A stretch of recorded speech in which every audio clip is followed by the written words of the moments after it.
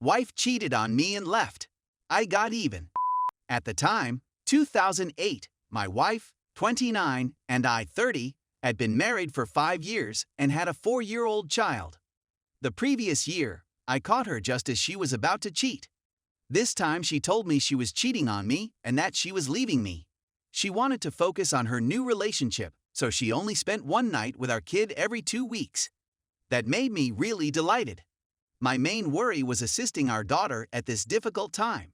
That didn't leave much time for socializing, but it didn't stop me from having some adult fun. The details of our split had become public, as had the fact that I was a full-time father save for 2 evenings a month. Over the following year, I slept with my ex-closest wife's friend, her future sister-in-law, a preschool instructor, a mother of a fellow student, a mother from dancing class, and a few others my ex-wife didn't like. They were all related to my ex-wife in some way. I didn't aim to hurt my ex's feelings. I believe they simply occurred since I had limited time to broaden my dating pool. In retrospect, that was a great bonus. Story 2. Half-brothers threatened to sue me over $16K. It cost them $158K and possibly their parents' marriage. My grandparents died when I was 3 years old, 25F. They established a savings account in my name. I was supposed to be able to access the account when I turned 21. It had little over $300,000 at the time. My grandparents left me a note requesting that I distribute the money equitably with any additional Smith-Jones offspring, i.e. my full siblings. Dad is a Smith, mother is a Jones. They meant by fairly that they wanted me to examine the circumstances and decide for myself what was fair. I never had complete siblings, but I do have 2 half-brothers, Mac and Joe Smith, who are the children of my father and stepmother. Because of the exact language my grandparents chose, I was never legally required to send Mac or Joe any money. However, I consider Mac and Joe to be my brothers, and because the money came from our grandparents, I thought it would be fair to assign each of us $100,000 so that we all received an equal-sized lump sum, and I figured that once Mac, the youngest, turned 21 and took his $100,000, we could split any remaining money. When I reached 21, my father proposed that I spend his $100,000 to purchase a home. I discovered a property I liked, but it cost $130,000 and I couldn't obtain a mortgage, so Dad suggested I borrow $30,000. I did it because I figured I'd be able to return it before my brothers reached 21, and I've been doing so ever since.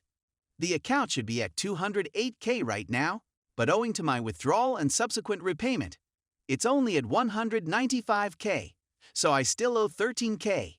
Joe just turned 21, and as I was handing him his $100,000, he discovered that there was less money in the account than there should have been. I explained and promised to return everything when Mac, now 19, turned 21. Joe informed Mac, and both lads said that I had stolen from them and owed them the whole $13K plus $3,000 in interest that they believed they would have received, and that they wanted it all paid by this summer, giving me less than 6 months to get the account up to $211K. I said I'd do it, but over the course of 2 years. The guys then drafted an agreement to that effect. I was about to sign it when I saw it read 6 months to pay it all back. I wouldn't sign since we agreed on a 2-year term. They told me I should figure it out since they were entitled to the money and would seek legal counsel. Later that day, I received an email plainly written by them, stating that they want to sue me for the $16,000 plus whatever is now in the account, as well as further damages and emotional anguish. I'd given Joe roughly half of his $100,000 at this point, since he wanted it in installments. I answered that technically, they were never entitled to any of it, and given their attitudes, I'd say they've already taken a good amount, so the $50,000 was all they were receiving. I then received a flurry of messages, phone calls, and emails cursing at me for breaking our agreement. They were prevented by me. They then resorted to social media, claiming that I was attempting to defraud them of their inheritance and gathering our extended family to harass me about it, which largely succeeded, as many people messaged me. However, I received a message from a man named Chris Smith. Chris claimed to be my half-brother and claimed to be 27 years old. I'd never met him before, but he'd given me images of himself as a child with our father, grandparents, and me. He also showed me an account with $150,000 in it, as well as a copy of a letter from our grandparents stating that the money was supposed to be distributed equitably among Dad's illegitimate offspring. Chris also informed me that we had an 18-year-old half-sibling. He'd been hunting for me for long, but hadn't discovered me until Dad posted Joe's post, which had me tagged in it.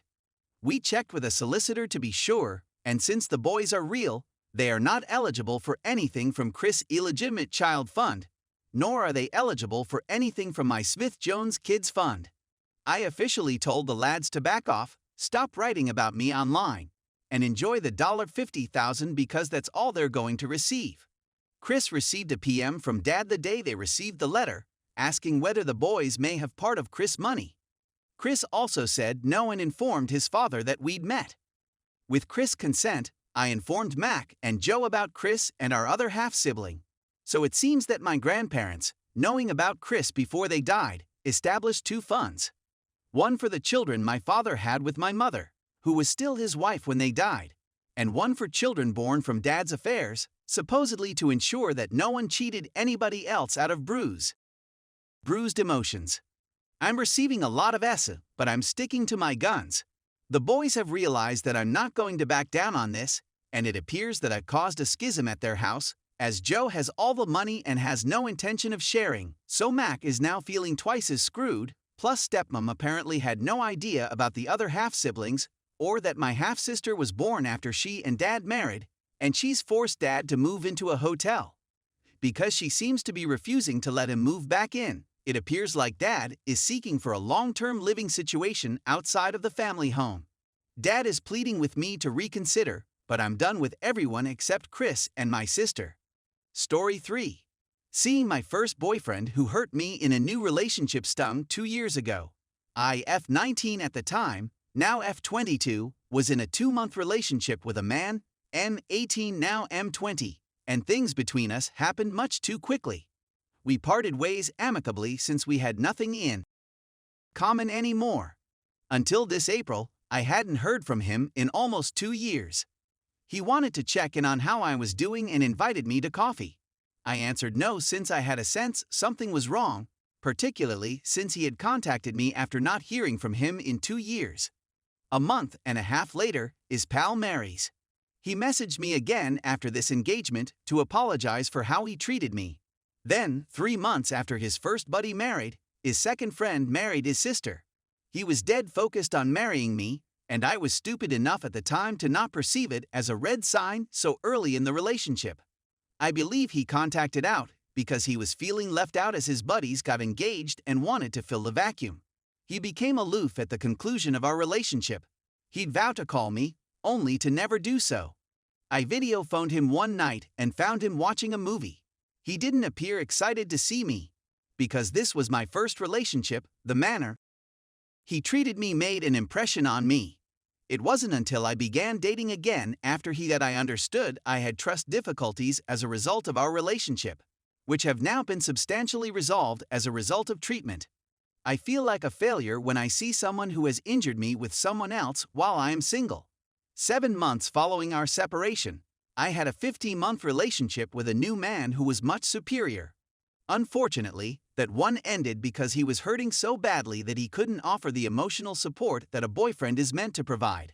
I was also battling a lot 2 months before the second split, so I completely see where my second ex was coming from, and we never had friction between us.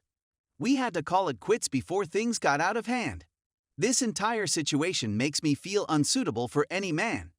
Has anybody have a similar experience? What exactly did you do?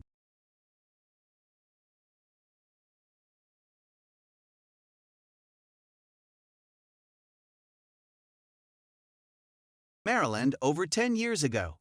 I'm on my path to recovery thanks to some good talk and time spent admiring the trees with close friends. I want to utilize my second shot at freedom to take a step back, assess my life, and go on a road of self-improvement and acceptance of who I am.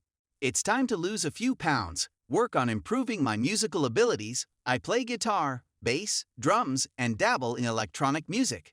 And most importantly, Go out there and appreciate the world and the people in it.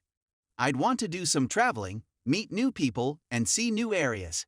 Despite the terrible circumstances I'm in, I feel refreshed and energized.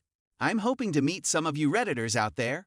Many of you have offered to invite me over or buy me a drink, and I believe I'll accept some of your offers soon.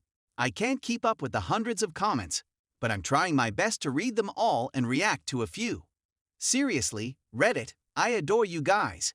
You responded to my cry for assistance, and for that I will be forever thankful.